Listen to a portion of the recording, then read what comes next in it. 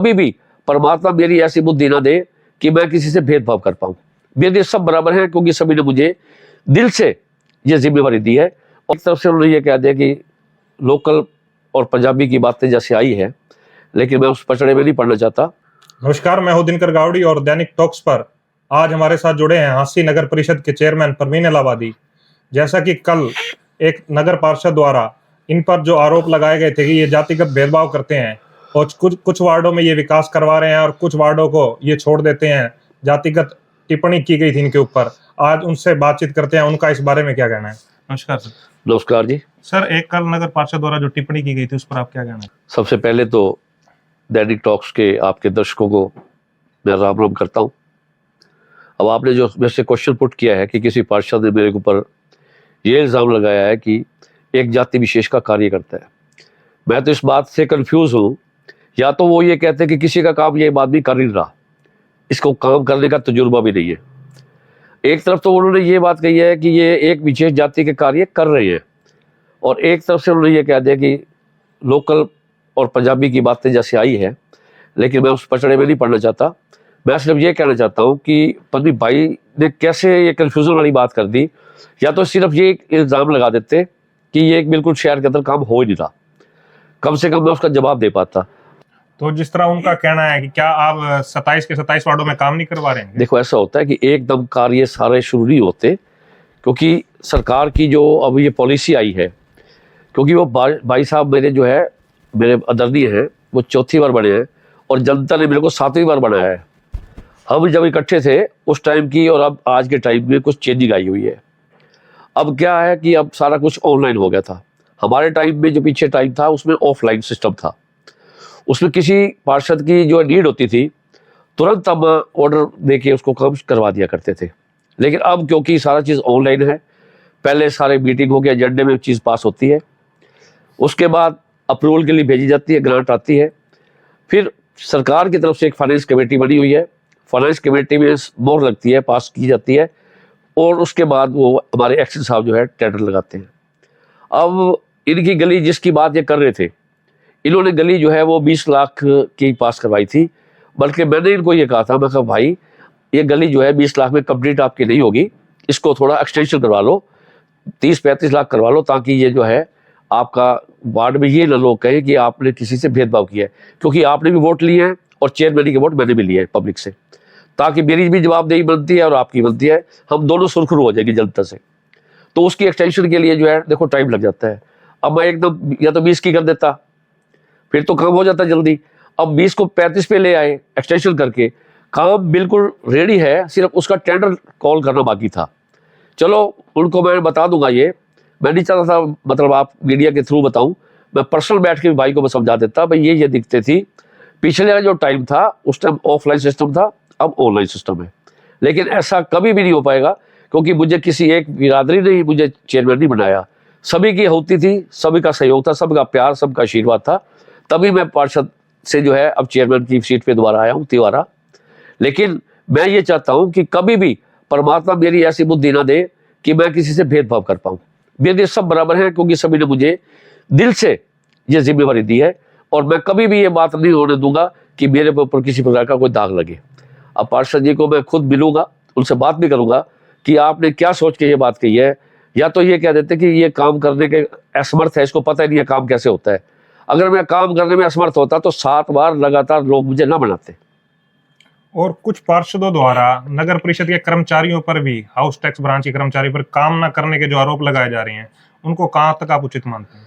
देखो, ऐसा है कि एकदम सिस्टम जो है, जो हमारी स्टडी थी पहले की, हम लोगों की स्टडी थी सिस्टम दूसरे की, अब सारा सिस्टम हो गया कंप्यूटर सिस्टम से। इतनी जानकारी देखो हमें भी थोड़ा थोड़ा सीखने में टाइम लग रहा है। पब्लिक की परेशानी को देखकर जितना हम मोबिलाइज कर पाते हैं वो हम सभी कर रहे हैं, मैं भी कर रहा हूँ, मेरे पार्षद साथी है वो भी कर रहे हैं।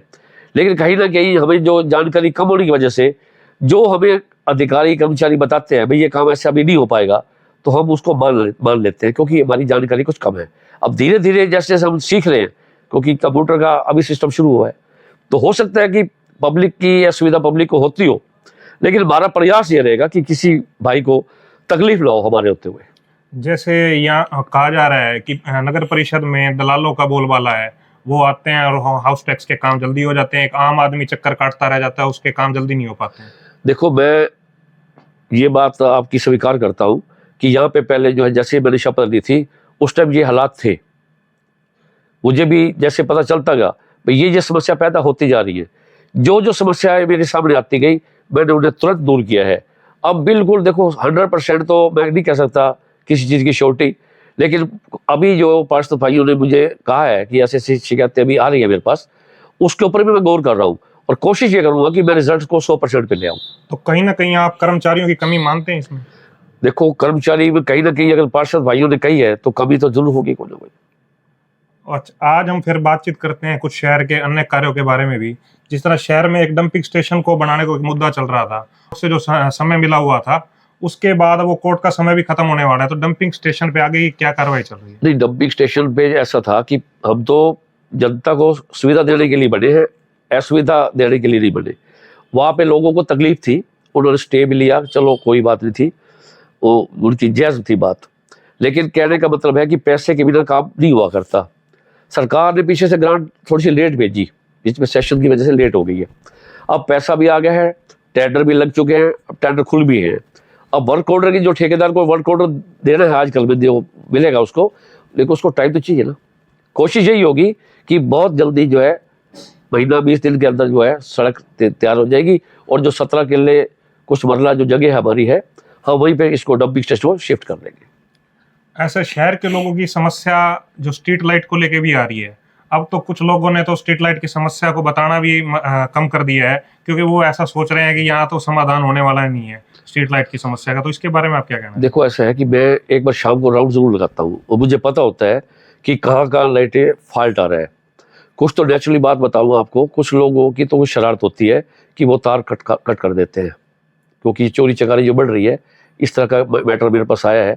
लेकिन जो भी कंप्लेंट मैं रात को नोट करता हूँ वो सुबह जो है मैं कॉन्ट्रैक्टर को नोटिस में दे देता हूँ, अपने अधिकारी को नोटिस में भी मैं दे देता हूँ। नगर परिषद में विकास कार्यों को लेकर आगे एक बैठक होने वाली है, वो बैठक कब हो रही है और उसमें शहर के विकास के लिए क्या क्या एजेंडे हैं जो आम लोगों को सुविधा दी जा सकती है?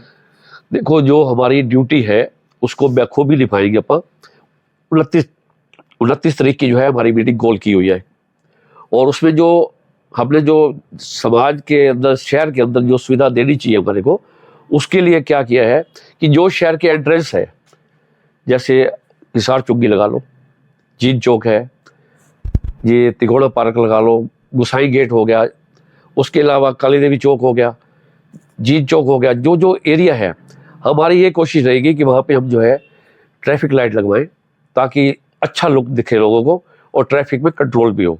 और जितने चौराहे हैं, जितने डिवाइडर हैं, उनको अच्छा पेंट करवाएंगे ताकि आने वाले लोग जो हैं वो ये देखें कि वाकई शहर का नक्शा जो है चेंज होता जा रहा है। और एक आपको और बता रहा हूँ कि जैसे अपन हिसार से हाँसी एंट्री करते हैं, वहाँ पे जो एक नई रोड बनी है, BNR ने अगर नई रोड निकाली है, वो हमारा एक मतलब हिसार से जब हाँसी एंटर करते हैं एक पॉइंट आ जाता है, उस पर ही एक तिरंगा चौक के नाम से एक जो है 81 फुट का झंडा भी लगवाएंगे ताकि लोगों को एक पहचान हो सके कि वो हाँसी में एंटर कर चुके हैं। ठीक है, धन्यवाद सर। आप देख रहे हैं किस तरीके से परवीन इलाहाबादी ने अपने ऊपर लगाए गए आरोपों का बेबाकी से जवाब दिया। उन्होंने